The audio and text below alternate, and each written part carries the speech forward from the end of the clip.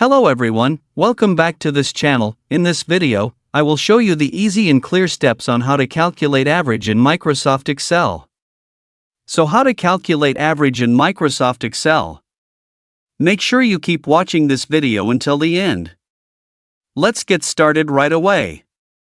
Here I have prepared a table which I have filled in with numbers, which I will calculate the average later. Here I will tell you two ways to calculate the average. The first way. Here I will calculate the average value on YOLA. Block all the numeric values on YOLA, 1 to 5. Then it goes into the home menu. Drag to the right, on AutoSum tap the down arrow. And select average. Well, here the average value from YOLA has come out. Next, to calculate the average value of YOLA. Block all the numeric values in YOLA, 1 to 5. Then it goes to the home menu.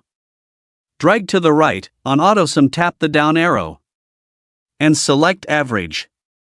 Well, here the average value of YOLA has come out. Next, to calculate Mark's average value. Block all the numeric values that are on YOLA, 1 to 5. Then it goes to the home menu.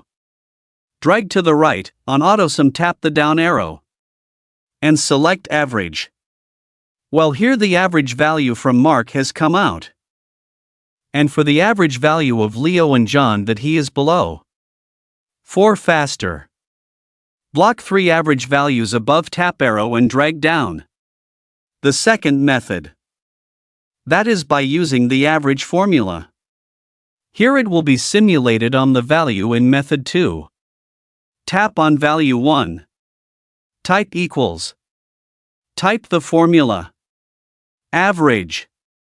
Type open parenthesis. Tap all values decrease by 1. Type brackets.